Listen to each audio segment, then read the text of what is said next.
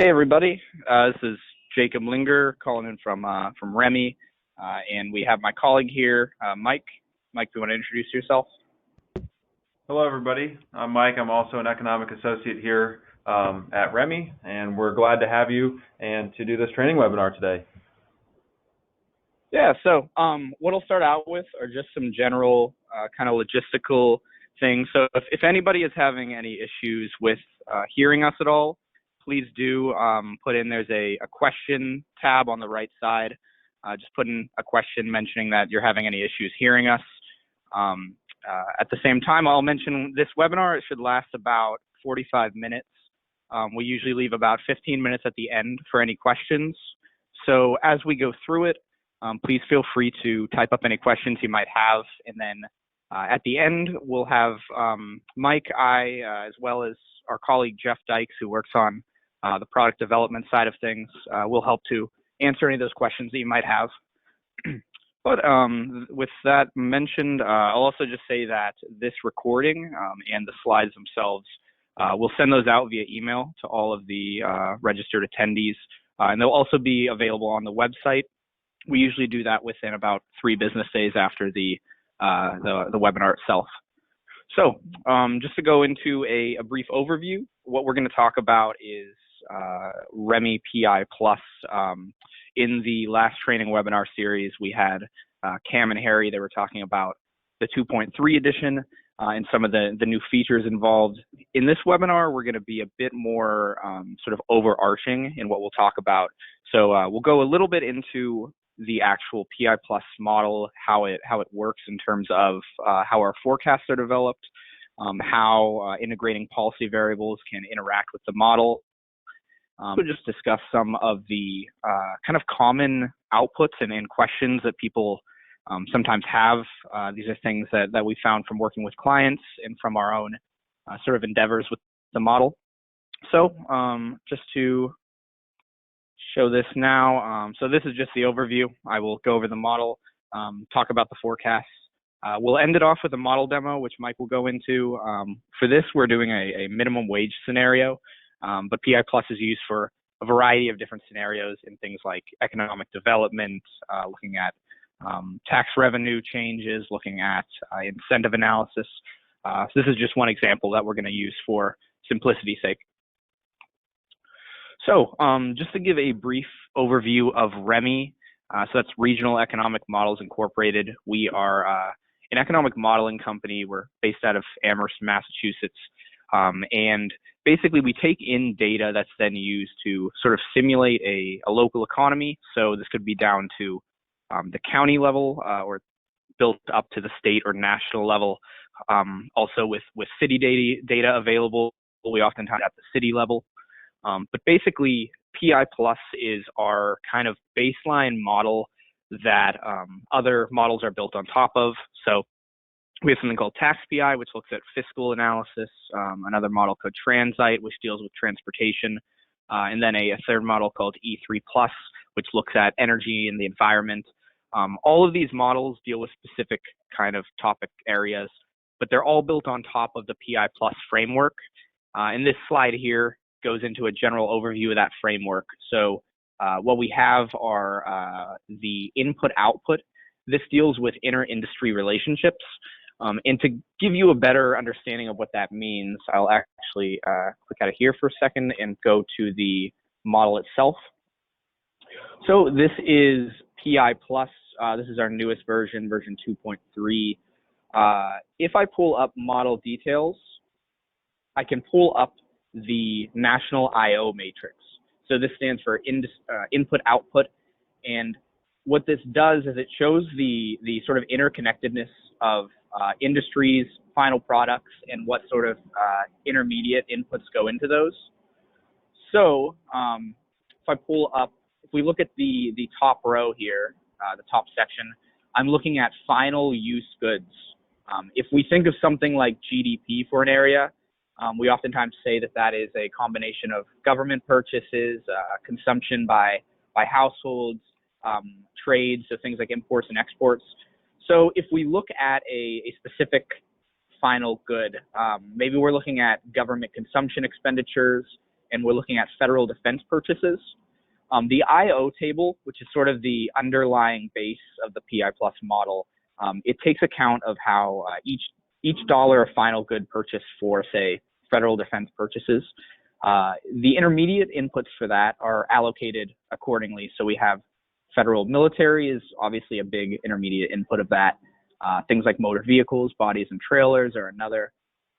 If we go over, let's say, to consumer purchases, we might look at new motor vehicles. Well, the common inputs for that will be things like, obviously, motor vehicles, manufactured parts, but also there are inputs that come from retail trade, wholesale trade, and this basically allocates all of those intermediate goods into the final outputs. And that's what we oftentimes mean by an IO table. Along with this, you can look at sort of the allocation of how goods are made in terms of things like labor and capital. So if I scroll down here, we can see value added for the different industries in terms of how much labor goes into it, how much capital goes into it, as well as things like different fuel types. So how much electricity might go into that versus natural gas. And so this IO matrix gives a sort of a mapping from all the inputs that go into an output, and that's used then to make sense of those inter-industry connections. So with that being said then, I will zoom in on here again. So that is sort of the kind of underbelly of the PI plus model. From there then, we build in a general equilibrium model. So oftentimes we're referred to as a CGE, or a computable general equilibrium economic model. The easiest way to think about this, I would say, is if we think of some sort of economic development project, maybe you have, say, a giant firm that opens up in your area, and that will create sort of jobs, and it will cause inward migration into the area. But this won't continue indefinitely. So what will happen is you'll have people start to move in, and this might drive up housing prices. It might drive up consumer prices. And as that happens, then less people are going to start to move in as that initial spike had. So you'll see an increase, but it will be diminishing over time until we reach kind of a long run stability. And this is what we mean oftentimes when we're talking about the general equilibrium portion of the model. So with those two portions, then we also have econometric estimation. So this deals with statistically estimating different parameters. And just to show you this with inside the model, I'm pulling up a lot of this data from the model details. So this goes into sort of the specifics of what's built into the model. If I pull up model parameters, we basically have a team of in-house economists that go about econometrically estimating a lot of aspects of the model. So for instance, if I pull up market share, we can look at different price elasticities of demand based on specific industry categories. And so these help sort of create that general equilibrium effect where we have people and businesses responding to price changes. And these responses then are built into the model in order to end up with that sort of long run stability that we want. So I'll pull back to this. Sorry, it's a little bit of back and forth between the slides and the model here. Along with this, sort of the newest aspect that we built into PI Plus is economic geography. This deals with the idea that there is agglomeration. There can be kind of productivity gains when you have people or businesses located near each other.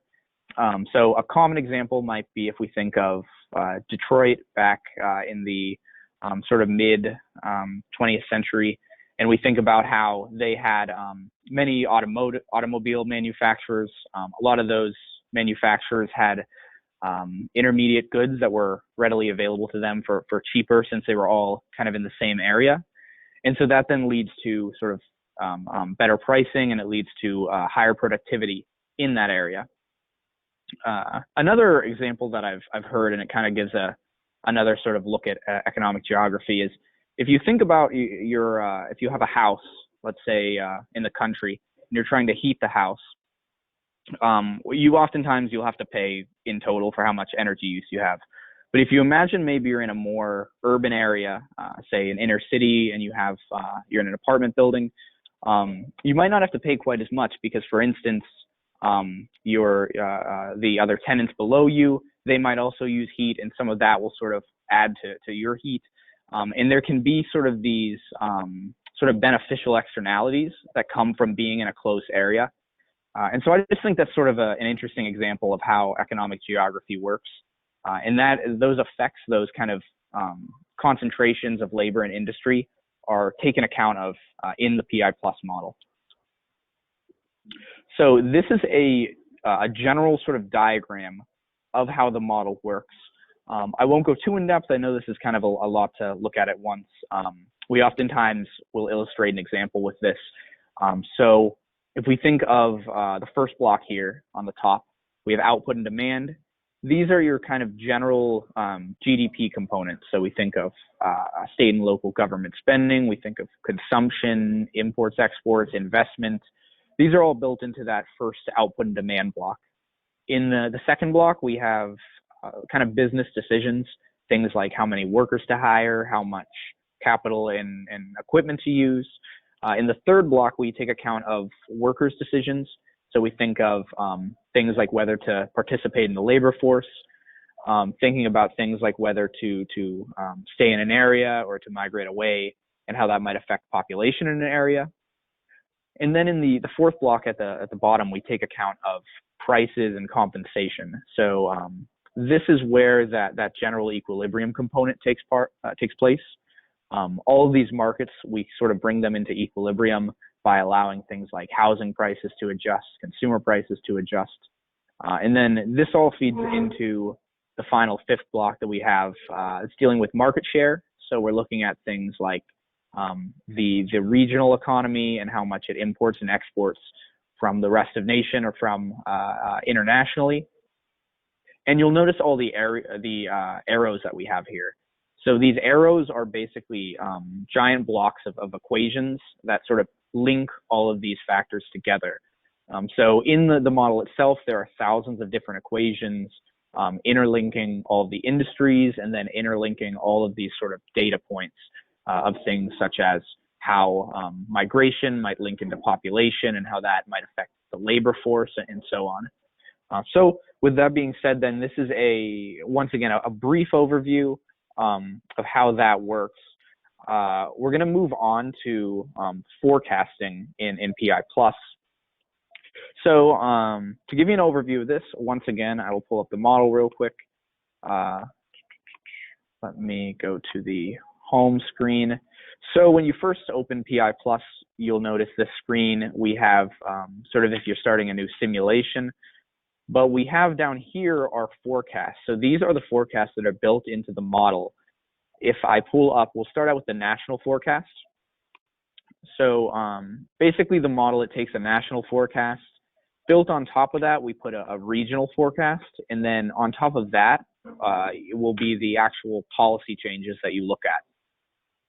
So this is our national forecast. As you can see, you could look at something like GDP in 2018. It was around like 18 trillion here. And so this national forecast, it is primarily from the BLS Employment Outlook report.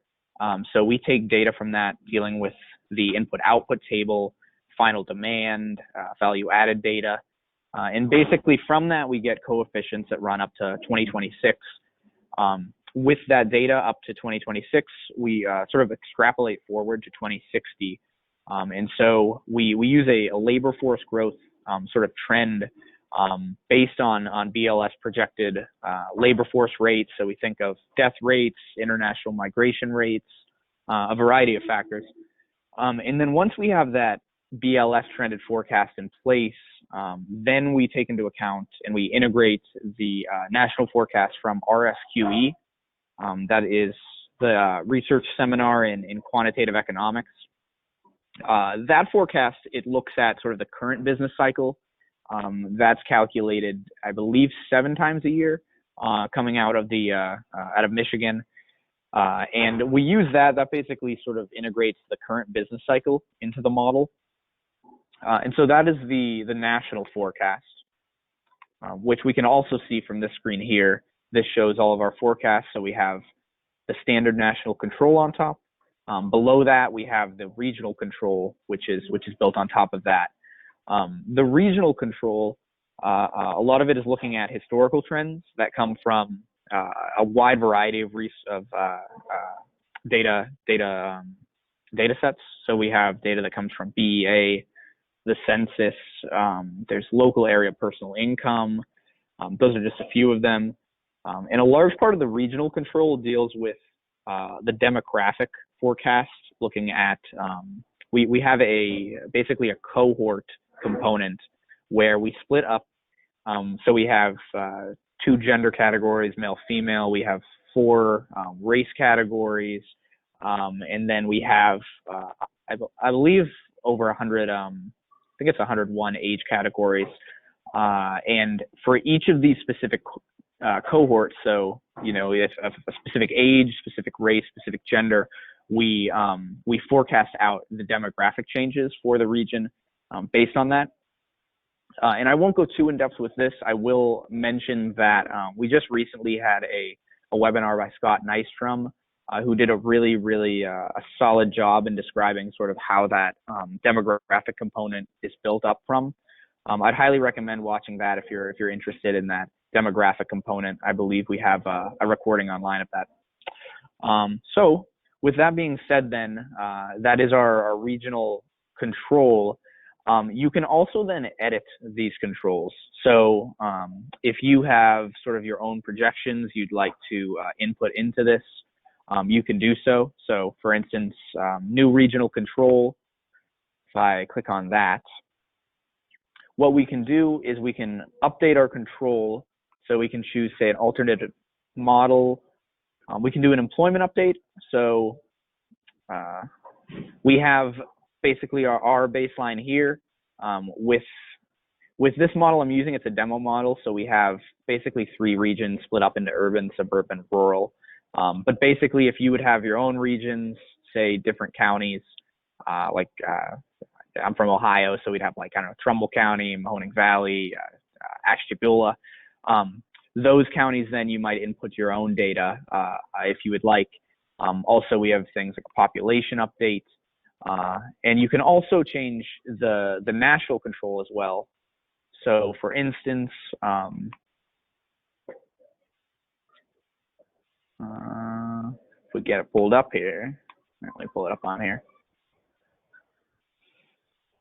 Well, 1 second on that.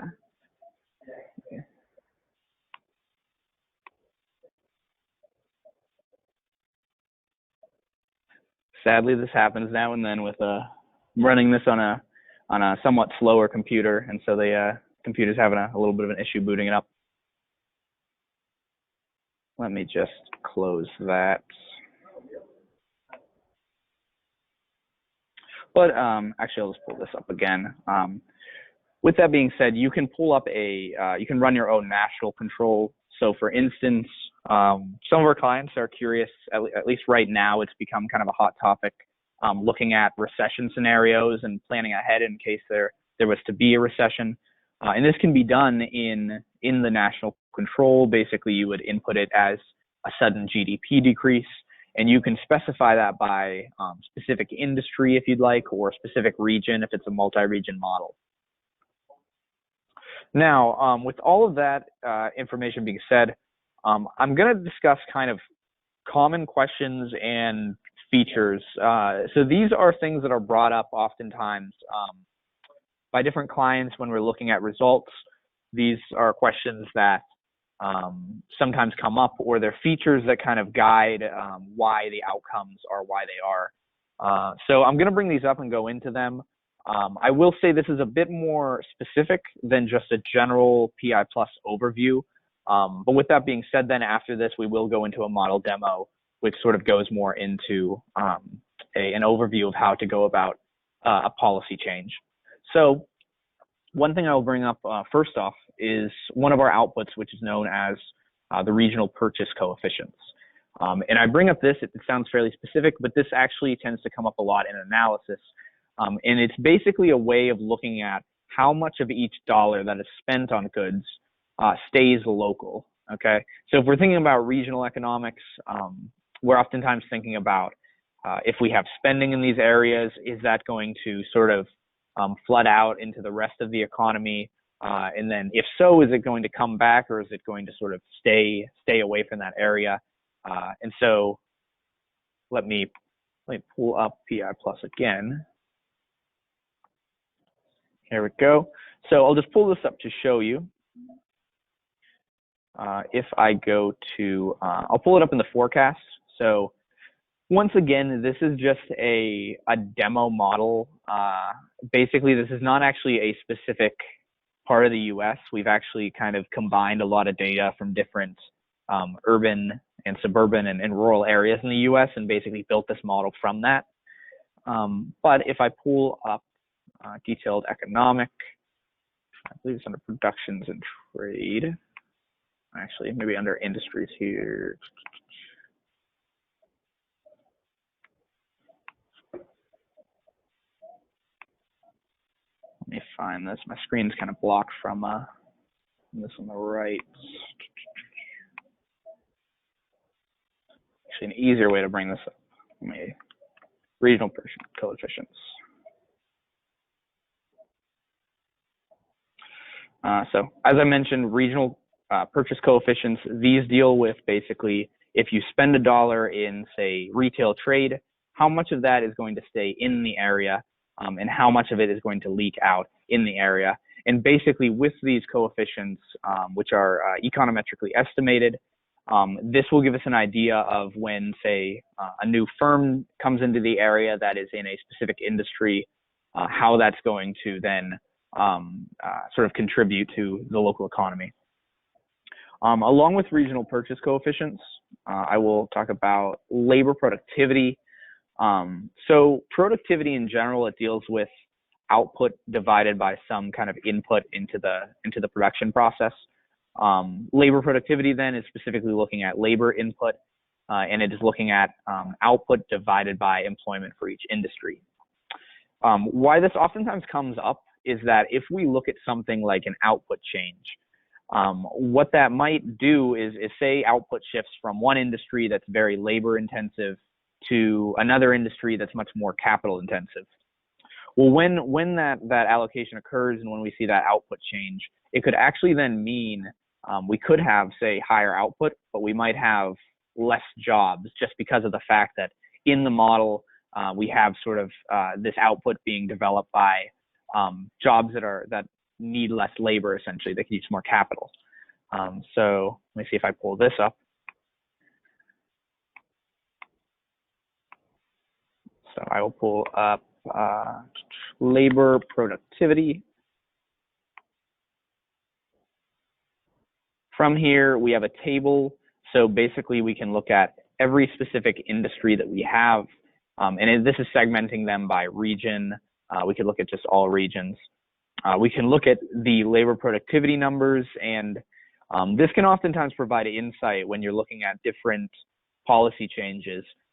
If they're dealing with specific industries, I oftentimes just suggest maybe looking over the table and just seeing kind of how labor productivity differs in those industries that you're affecting, because oftentimes that might provide a little bit of insight into the model.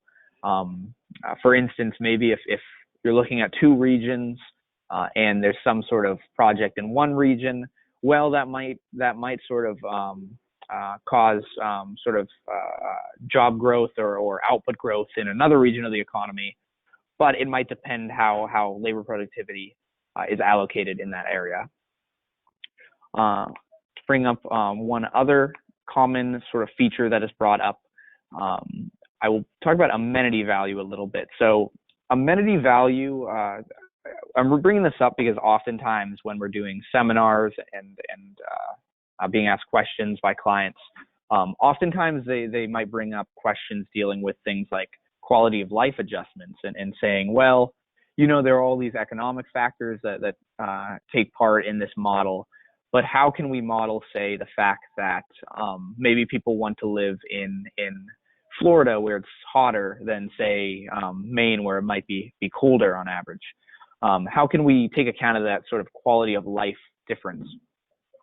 Now, oftentimes when actually modeling this and using it as a variable, I will say it's very important to make sure to look at the assumptions involved and understand where that change in quality of life comes from, in terms of making sure that the number is sort of accurate and that we're not making kind of big assumptions with it. But basically, the amenity value, it's a variable that we can change. It's a compensating differential. So it basically, if we take all of the migration patterns that are explained by the labor market, and if there's the residual left over from those sort of explanatory variables, this is basically the amenity value. So this is all of the other variation in area that might explain why people live there, besides just the sort of labor market features. And that's why then we assume this is sort of like a quality of life measure, because it's not sort of explained at all by other economic factors.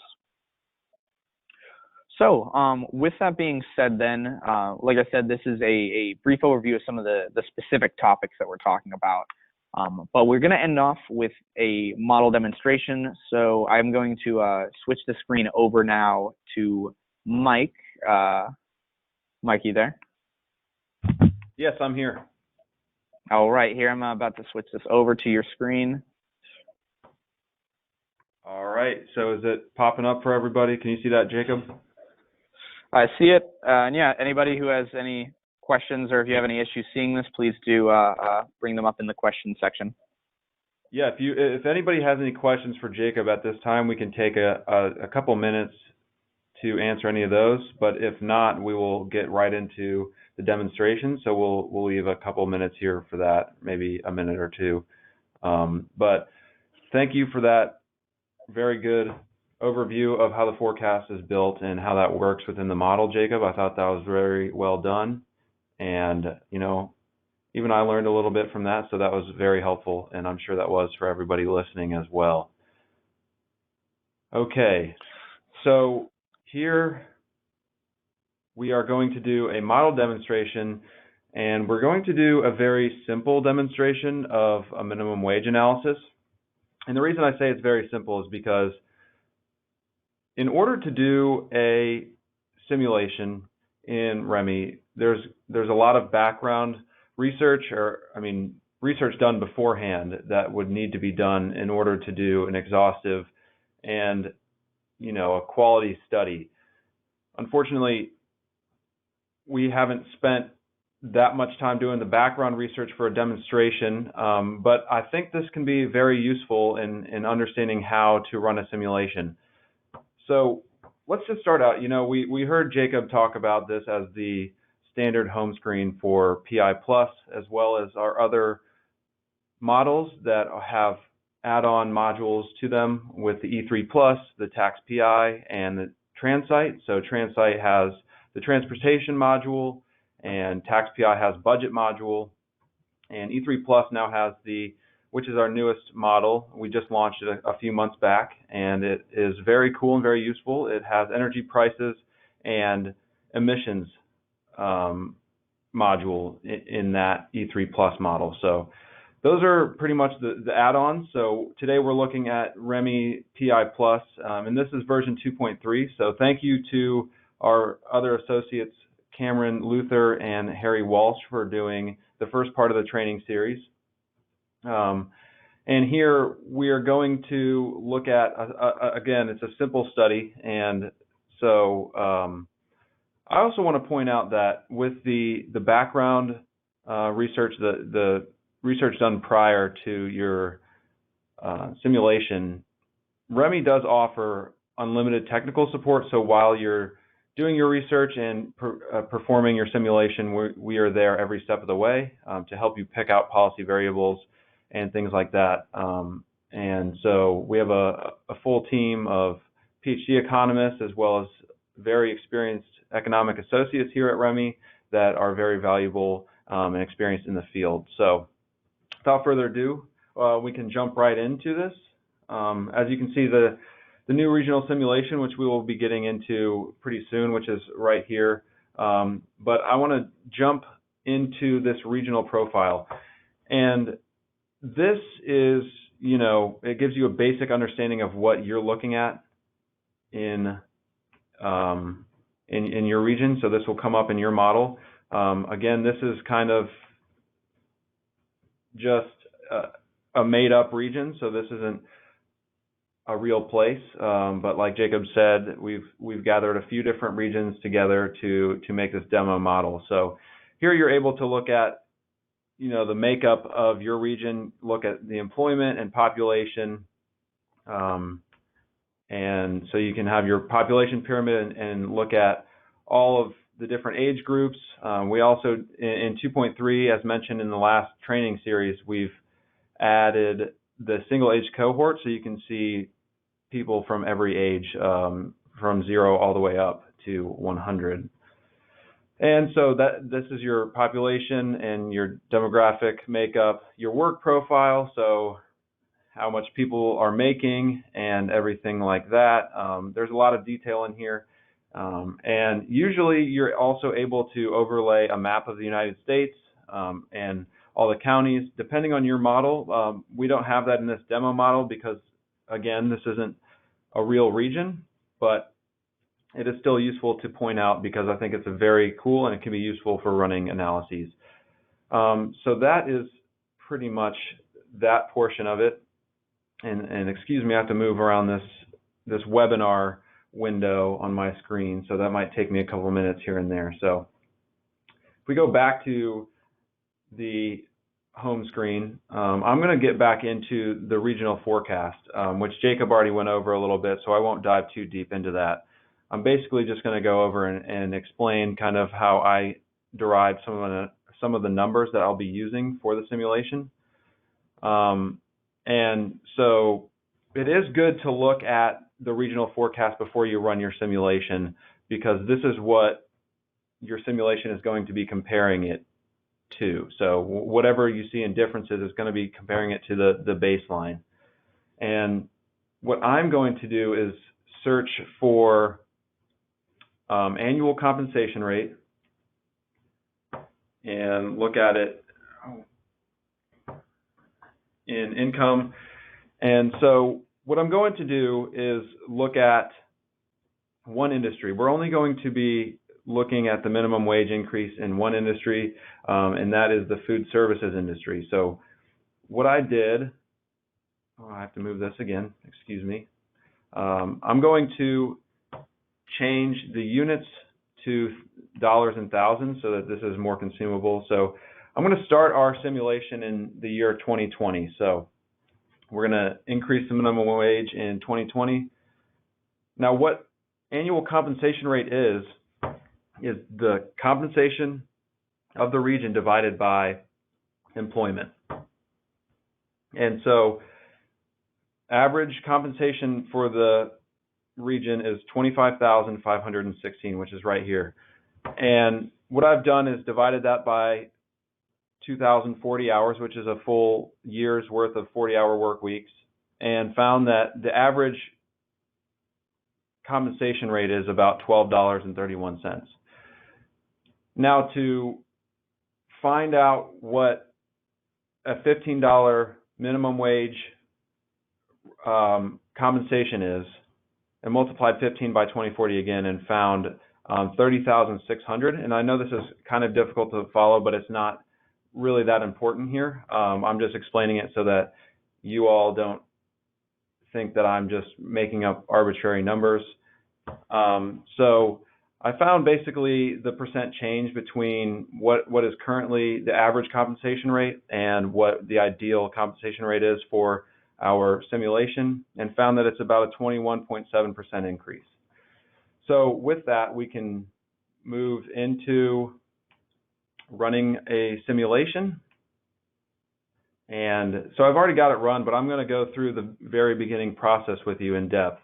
And I think that this is more helpful to a lot of people than going through each of the results, especially in a webinar, because the results really aren't that meaningful in a region that doesn't exist also in a minimum wage scenario that is very simplistically done. However, I still will go over that in some detail. So here's where we run our first part of the simulation, and we can see there's some featured categories. So we have our full list of variables and some other topics and scenarios.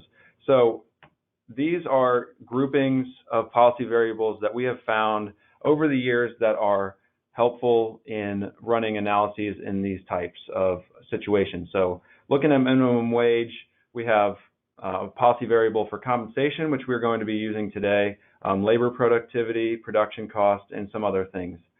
Now, what I want to point out here is that the research that you're doing beforehand is where you're going to understand which ones you're going to want to, which policy variables you're going to want to use in your analysis. And that all is coming from what are you trying to do with your analysis. So are you trying to make an assumption that says that production cost is going to increase by 25%, which is very high? Are we going to assume that labor productivity is going up? And a lot of these things don't have a 100% agreement across all economists in especially the United States. So whoever's running the analysis will do different things for their studies. So when we click on compensation, and this is where we get a little bit of differentiation in ways that people run analysis. So we have some options in compensation also. So one option is regular compensation, and the other one is in the compensation rate. So with compensation, all that you are doing when you're plugging in or making a change to that policy variable is a lump sum of money going into consumption, and not into consumption, into compensation, excuse me. So you're just putting money in the hands of workers, and that's not going to affect production costs or labor productivity or anything like that. It would basically just be spent by those workers, and that's how it will be inputted into the model. So it's important to read this information box here to understand how the policy variable is interacting with the model, and also reaching out to REMI during your simulation if you don't quite understand what's going on, and we would love to help you out with that. So the compensation rate, however, does include both some of the compensation in terms of dollar value, as well as it changes the cost of labor and production. So that's what we're going to use today. We're going to increase the compensation rate. And so, as I mentioned earlier, we are going to do it to the food services industry. And here we have the full list. This is a 70-sector model, which I should mention prior to, but we're working with a 70-sector model. So all of the sectors are based off of the NAICS code sectors and industries. So NAICS codes come from the North American Industry Classification System, which is a standard industry classification system that's used across the United States and a lot of North America, as the name suggests. So this really is beneficial for people who want to run an analysis within places that use the NAICS system. So we can click on food services and drinking places, and so typically a government wouldn't create a policy to only increase the minimum wage in one industry, but since we are doing this simply, we're going to do it for food services because it's very labor intensive.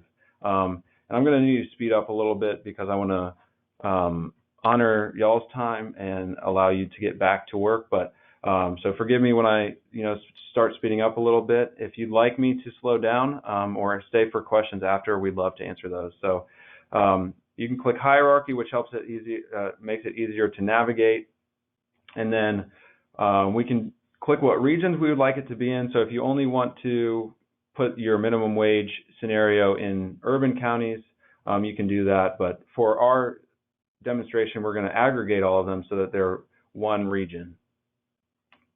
And so then you can choose your units and how you want to input the change into the model. A lot of policy variables will have nominal change, percent change, proportion like we see here, and a lot of different other unit types. And some of them only have two kinds, like we see here in compensation rate. You can do a percent change or a proportion change, but all of that will be dependent on your analysis and how you would like to do it. So we're going to add that to the editor and move on over here. So we're going to run the analysis for 10 years. And what happens when we do that is we can hit calculator, and this will do it to all of the highlighted boxes here. And this is also, it works seamlessly with Excel, so you can copy some of these things right from Excel, and you can also export all of this stuff to Excel as well. So I've already got the 1.217% change in here, so I'll just hit go ahead and hit OK, and it fills it out there. So what you would do next is add the inputs, and so then we can see here that this is where it's going to show us what we're inputting into the model, and we can extend it to show, like, okay, this is what I want to do, and that's just a little check that you can do prior to running the forecast, which you would do here. Now, we only applied the policy variable change to years 2020 to 2030, so we wouldn't want to really run prior to that because there will be no difference, and then you can just hit run forecast. And as you can see from while Jacob was doing his portion of the webinar, sometimes the model kind of crashes while we're doing webinars, so we try to pre-run these simulations, which I have done. So I'll just pull that up now, and so we can look at this is the same exact simulation if you were interested in that. So we can go into these results, and I'll just go over this quickly, kind of how you would check this. This is the economic summary, and this is basically where I check to make sure that what I did in the input selection, that I did something that makes sense. So I can see with a minimum wage scenario that I increased the compensation rate, which changes the cost of production. I can see a change in total employment, which makes sense. I can see a change in population, which may or may not make sense to me right now, but as I look further in, I might be able to see that. More disposable income, that makes sense. People are getting paid more, and so on and so forth. So here's where what we call the greatest hits here, and I like to use it for checking. One thing that's cool and can be useful is pivoting a lot of this data, so you can add your comparisons, and you can change all these things around. So you know this allows you to look at all different kinds of comparisons in each category, which may or may not be useful for you. I sometimes find it useful when I want to look at percent change and differences, but however you want to display your information to help tell your story, that is what we can do here. So just wanted to point that out. This is pretty easy to consume, and so that is the economic summary. The analytics, this is kind of where we can see a lot of the new features of 2.3 with this impact profile. We have this ranking portion of the impact profile, which I find very useful from time to time. And what I wanted to show you all today about this was that you can see employment by industry. And the reason I wanted to point this out was because you can see that we affected the food services industry and the production costs in the food services industry. And typically when you put your mouse over this, it will show up that this is the food services industry, and we can see that here as well. So we're noticing that employment is going down in the food services and drinking places industry, but since these people are making more money, we can see some employment increases in these other industries, which kind of makes sense because they're able to spend more money in other places. So that can be helpful for you as well. I don't want to go too much further into the results, I showed you a couple things. I want to respect everybody's time. We usually do a 45-minute webinar and allow about 15 minutes for questioning. And so this will conclude this portion of the webinar. We will be back on Thursday to do the webinar again, and this will be posted online. So with that, if anybody has any questions, feel free to ask those. Yeah. We're happy to answer those. Yeah, if anybody... Yeah. Oh, yeah, I was going to say, if anybody has any questions in terms of, sometimes we'll have people with specific project ideas, and you might be curious about what that is. I noticed there, so there's one question here about if we're looking at the minimum wage change in multiple states, basically how to model that. So I'm guessing what they're meaning by this is like if, say, Washington State and Oregon maybe both increase the minimum wage, how do we take account of that?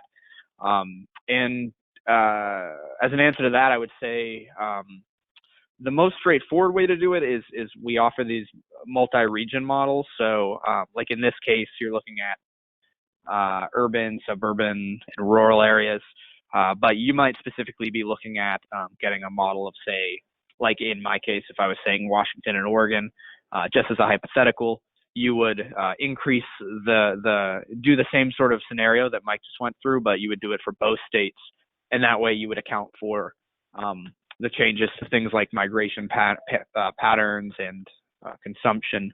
So that'd be an answer to that one. But yeah, if anybody has any other questions, then please do send them in. Anything related to specific projects. Here's one: where do the inputs come from in the I/O matrix? So this I/O data, it comes from the BLS. So it's something that clients don't have to provide. And I will say, in terms of the regional data as well, we basically gather data down to the county level. So as long as it's greater than county in size, we can basically build that model from data in-house. If you're looking at, say, something in a city, then we might ask for kind of if you have any data on hand for that. But yeah, the I/O it comes from the BLS.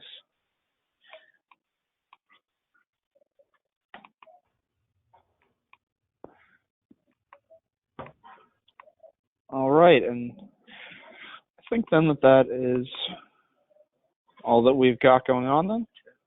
Let me just double check the. Yep. All right then. I think that. Well, somebody was asking a question about the technical support that we offer here at REMI. So they want to ask kind of briefly, like what type of technical support do we offer, and what does that really look like? So generally, when people are running simulations, they will ask us to kind of help out with that, and as the experts in the model. So that can either look like an economic associate traveling to the office of the user, or a lot of times we'll use this go-to software to do an online technical support meeting where we can just share our screen and you can share your screen, and that seems to be very useful for a lot of users. So if you have any more questions about that, please reach out to us, and if you're having trouble with anything, we're here to help. And that's something that we like to offer with REMI, and we think that is something that's very useful, especially when sometimes policy variables are kind of nitpicky and things like that. So please do reach out. Yeah, see, we have a question where it's asking, have you ever looked into looking at the ROI for a city when investing in resiliency projects, or business resiliency projects, not large, okay. So in terms of at the city level, at least at the moment, nothing's coming to mind that we've done that is specifically with a client looking at resiliency. We have done a lot of work in resiliency in terms of some of the seminars and webinars we've given in the past. I know that there's been work done looking at sort of a hurricane relief and whatnot, but I'm not thinking of a specific city at the moment. I will say something like that. We could look into with you could go into kind of a what if scenario of looking at different sort of outcomes where you might see large negative shocks, and then kind of modeling those out. You could look at different baselines and look at the effects on employment and output and all of those features. But at the moment, nothing's coming to mind that would be specifically looking at that question.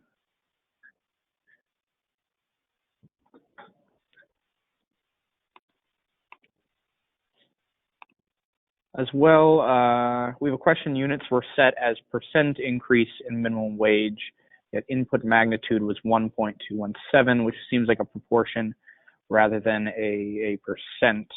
So the inputs for that minimum wage, we were putting them in terms of basically that would be inputting them as like an 121% increase is how the model treats that value. So basically, after running it, which we could, I don't think with the time that we'll pull it up at the moment, but if we pull up basically by increasing that compensation rate by that 1.217, we're basically saying raise that by 121%. And by doing so, then if you look at the compensation rate for that industry, it should be around that target that we were looking at, which we just were saying $15, since that's been kind of at least sort of a political kind of minimum wage scenario that's been looked at.